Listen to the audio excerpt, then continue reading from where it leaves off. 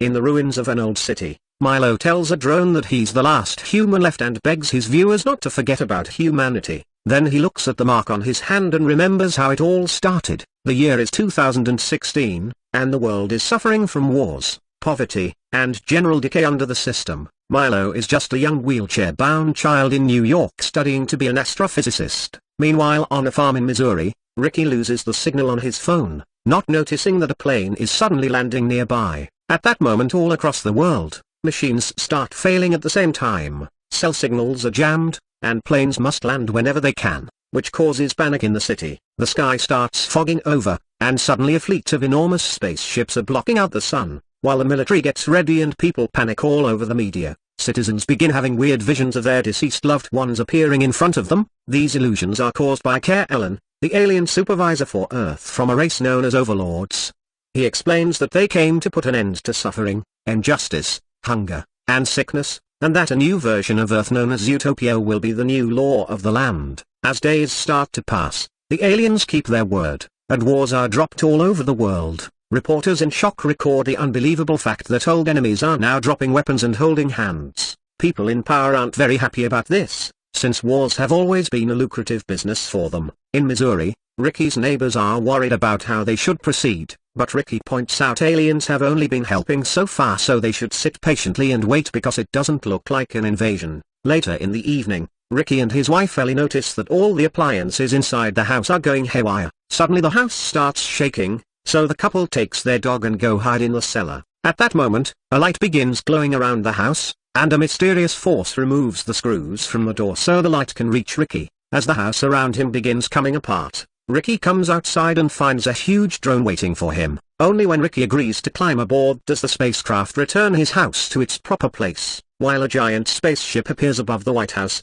Ricky is taken away by the droid, which suddenly teleports him into the room of a fancy hotel in New York. This brings back memories of when Ricky spent his honeymoon here with his deceased wife, and he realizes it's an illusion. Suddenly the disembodied voice of K'Ellen starts talking and he asks Ricky to be the ambassador between the Overlords and the Earthlings. At first Ricky freaks out, saying someone like a politician should do this, but K'Ellen points out they're corrupted and Ricky earned the trust of his neighborhood in a fair way. Then K'Ellen gifts Ricky a mysterious gadget without telling him what it is. Meanwhile in the White House, a mother raises her sick baby toward the spaceship. Soon afterward, government officials and the press shows up at Ricky's farmhouse to cover the first alien abduction. At that moment the drone drops Ricky and leaves, so government agents quickly surround him and demand to have the gadget, threatening with violence. Ricky refuses, and Ellie comes with a camera to record any possible case of brutality. The agents still keep their guns out and Ricky has no choice but to hand in the gadget. As they open it,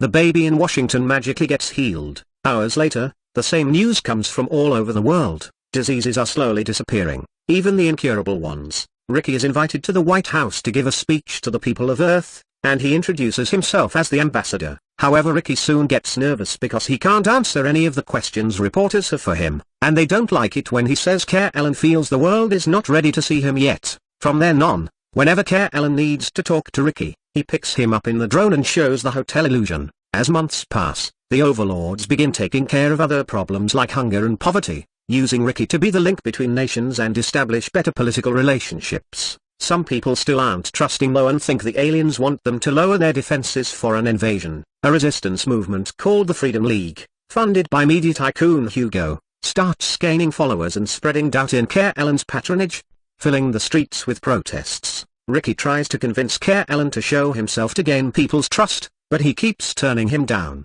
Meanwhile, Milo's great intelligence has earned him a full scholarship. He's always watching all the news about the aliens and figuring out how their technology works. One evening, Milo comes down the stairs on his own and finds his mother arguing with a dealer outside. The guy takes out a gun and hits Milo's mum, so Milo tries to come to her defense. This causes the dealer to shoot him in the chest. His mother rushes to hug him, but at that moment, a light beam appears from the sky. This light kills the dealer in seconds. Then it heals Milo. Not only his wound is gone, now he can walk too. This incident is covered by the media and Hugo accuses the aliens of playing to be God. In Missouri, Ricky and Ellie have an argument because Ricky has been very absent lately, and Ellie isn't sure if they should get married after all. Suddenly Ricky hears his dog barking and some noises outside. When he comes out to investigate, he's suddenly knocked out and he disappears. Moments later, Ricky wakes up inside a van to discover he's been kidnapped by the Freedom League. He's taken to a remote base supervised and spends the night inside a cell. The next morning, while Ellie begs the aliens to bring her husband back,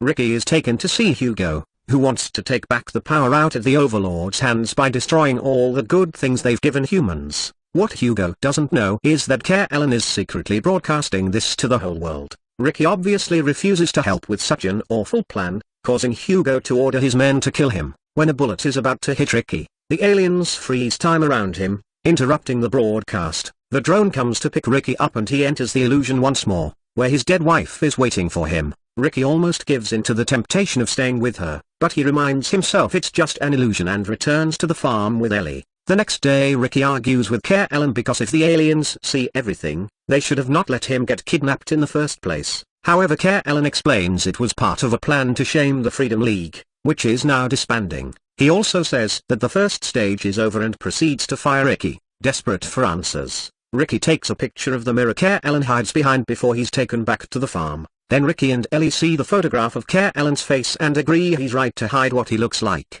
While Ricky and Ellie begin planning their wedding, some religious groups still refuse to accept the aliens as their new leaders. Reporters announce that Hugo has ended things for himself, and Milo decides to study hard to be the first person to visit the aliens' planet. A decade later, Milo is a young man that graduated from MIT and works as an astrophysicist at the World Federation, which is the new unified government of Earth. Ricky and Ellie live happily married but are unable to have kids. Everywhere on Earth there's peace and prosperity thanks to advanced alien technology. Now that his goals of perfection have been achieved, Care Ellen finally decides to reveal himself. A huge event is organized at a stadium, and when the spaceship lands, two kids rush to bring Care Ellen out. To everyone's shock, Care Ellen turns out to look exactly like the devil. While some people are disturbed by this revelation, life continues as usual. Years pass and Earth has become a perfect paradise while the overlords watch them from their spaceship. There are renewable energies, peace, and health. However, Milo is worried about the future. Scientific inquiry is dying,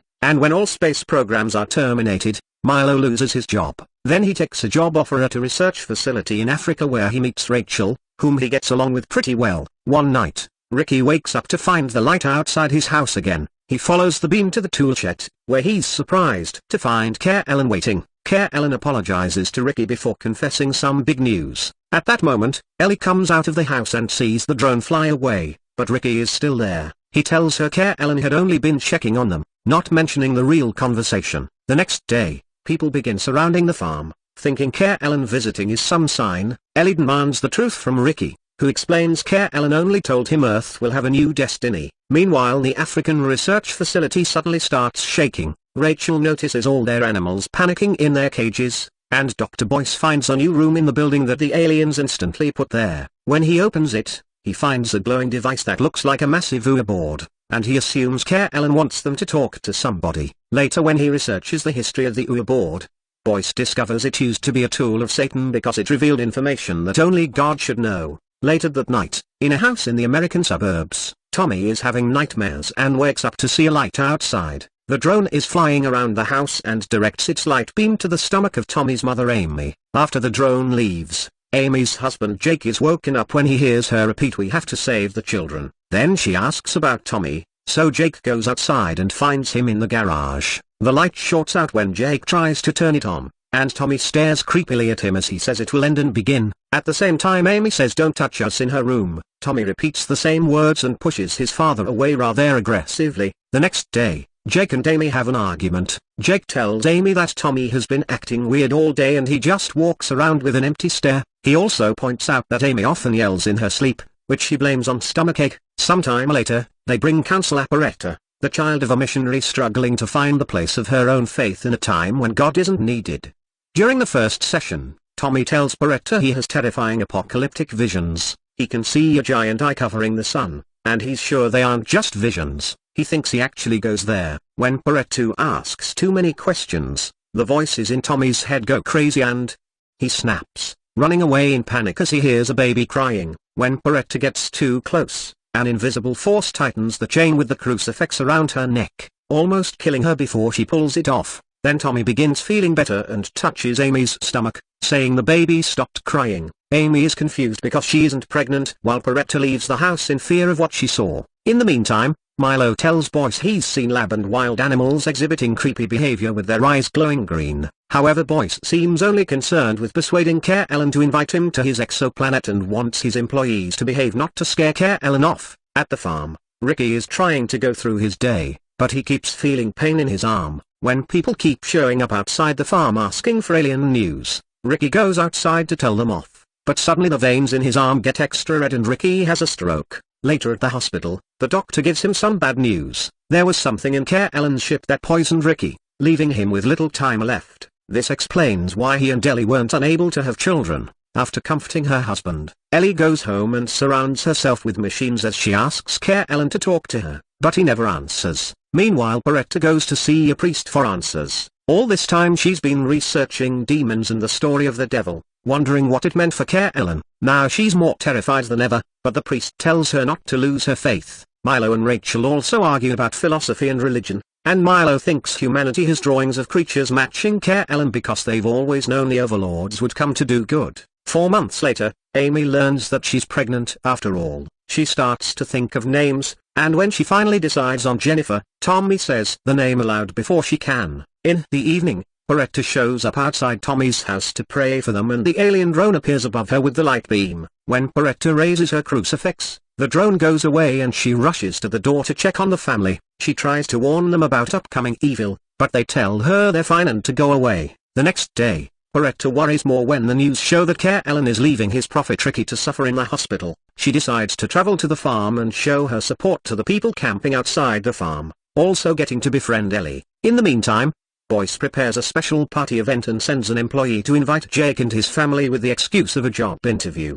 Boyce plays nice with everyone but also offers to show Amy around the place alone. Ricky ends up talking to Milo, who explains Boyce is actually shutting the facility down so there can't be any interviews. At that moment, Boyce announces a big surprise. Care Ellen has come to the party too. They explain that they've been shipping animals to Care Ellen's home planet to be installed in a zoo there. Milo asks Care Ellen why he killed scientific curiosity, and Care Ellen tells him that obsessing over science made humans too close to powers they can't control. Afterward, Boyce and Care Ellen take Amy to the chamber with the OO board, making her place her hand on it. This enables Care Ellen to communicate with the entity growing inside her and use it to blast a message to the skies in the form of a light beam with a symbol in it. Jake goes looking for Tommy, but the boy doesn't want to leave. In the chamber, Boyce's nose starts to bleed and Care Ellen talks to the creature inside Amy, saying it can't be a child or save anyone.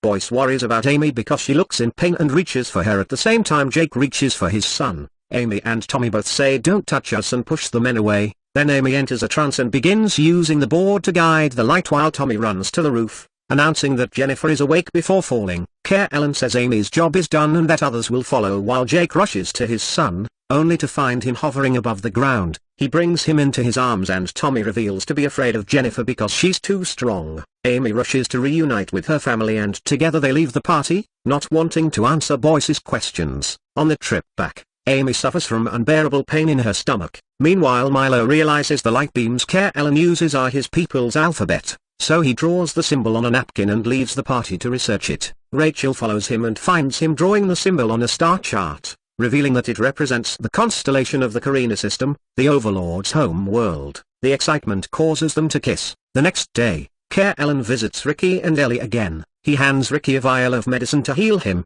which is very rare and hard to make, but at that moment Beretta bursts in, accusing Care Ellen of being a liar. This makes Care Ellen confess that the illness didn't sterilize Ricky. Care Ellen did. He did this out of kindness because the Earth's days are numbered and it's always harder for people with children. While Ellie yells at him, Beretta grabs a shotgun and shoots Care Ellen, who falls to the floor in pain as he tells Ricky he only wanted to protect him from the pain. Feeling guilty, Ricky injects Care Ellen with the medicine, instantly curing him. Then Care Ellen tells a crying Beretta that her faith is poetry but still useless because nobody can stop what's coming. Later at home, Beretta sees the ghost of her mother and follows it until she unfortunately falls off the balcony. Meanwhile, Boyce realizes that Care Ellen had asked him for animals because he's making a new Arkansas. At the local hospital, Amy gives birth to Jennifer, whose eyes glow in bright green. 4 years later, the children are stronger than any previous generation because they were brought up in a utopia. Milo, who is now dating Rachel, realizes humans have evolved and wonders what the next generation will be like. He's now in charge of studying the kids and their new development because they've discovered the new generation is being born with psychic powers, although so far they only use it for kiddie things. Meanwhile, Ricky is still alive thanks to some chips he connects to his arm, but he's still in pain all the time and he doesn't know how much time he has left. There's also resistance forming in New Athens, where keepers of the old way of life are mobilizing and inviting everyone to join them before the end, although they can't explain what this end is. One night, Care Ellen visits Ricky and tells him what will happen to the world. He also says he can spare Ricky if he agrees not to stay here, but Ricky turns him down. The next day, Milo and Rachel find kids in the park acting weirdly. Suddenly children all around the world fall into a kind of trance,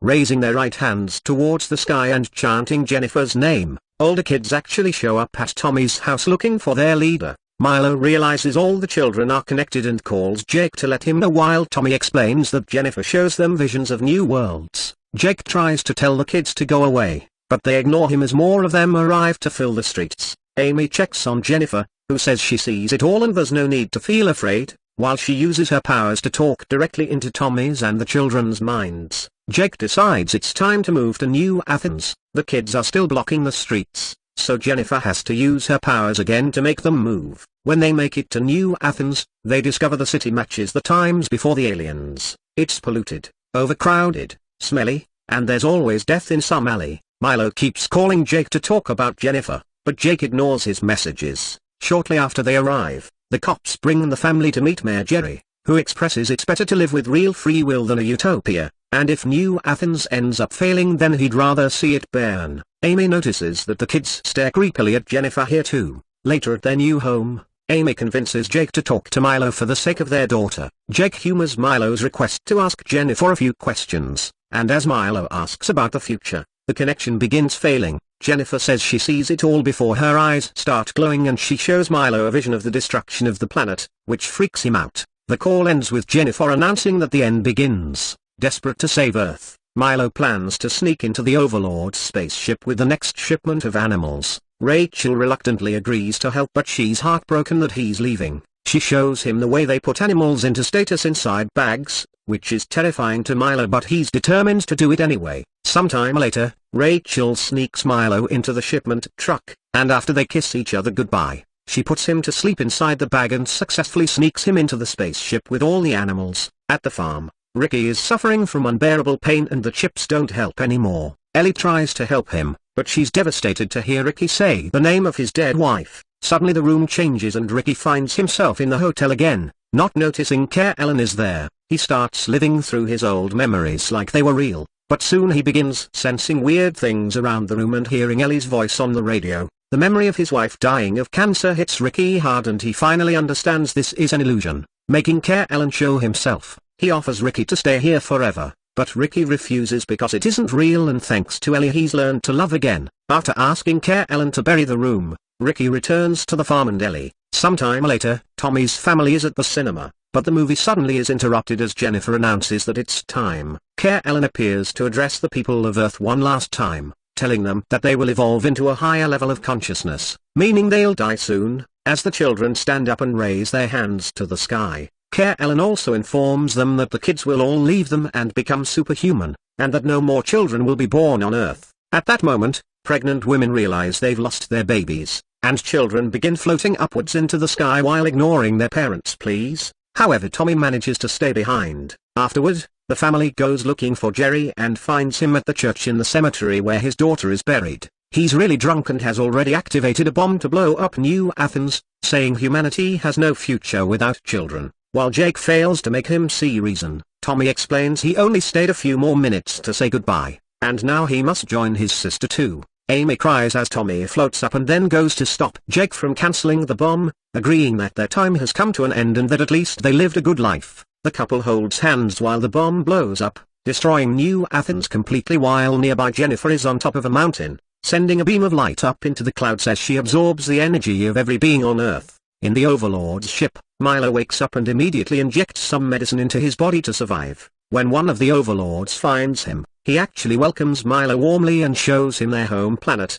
which is dark and full of lava. He also explains that back on Earth, 40 years already passed while Milo was traveling. Then the Overlord says everything has already happened to Earth and that's always been the plan of the Overmind, which is the collective consciousness of the universe. The overlords have spoken to it for thousands of years, and they visit worlds to change them when the overmind orders it. Milo wants to know everything, so the alien takes him to see the overmind, which is the brightest and most powerful beam of light yet. When the ship enters it, Milo finds himself in a white space talking to an orange shadow that represents the overmind. To help Milo feel safer, it takes Rachel's form, as it explains this is both God and evolution, that the children have moved on, and that the rest of their humans will be integrated into the cognitive melting pot. It's a lot for Milo to handle, and as he leaves the white space, he asks to be taken back to Earth before he passes out. When Milo wakes up, he discovers they're back on Earth and that around 85 years have passed since he left. The planet is abandoned and all of humanity has died out. The overlords still want to help Milo and retrieve Rachel's aged frozen body from the rubble. When Milo goes to see her, he's so angry over what happened that he pulls at the necklace he gifted her and causes her body to shatter into pieces. This leaves a burnt mark on his hand. Afterward, Ellen shows up and confirms Milo is the last human. He says he envies mankind because his race can't go into the light like humans before offering Milo to stay there with them. However, Milo refuses and instead volunteers to return to Earth to report back findings of interest, since the overlords never looked at a planet after destroying it before. After making the recording from the beginning of the story, Milo finds Jennifer still on top of the mountain sucking up all the energy from what's left of the Earth. The ground starts to crack and Milo realizes Earth will be destroyed literally, so he begs Ellen to save at least one thing of human culture as a memento. The overlords play for Milo his memories, allowing him to relive his life and precious feelings. For a brief moment, Milo is happy again right before the planet explodes and nothing is left.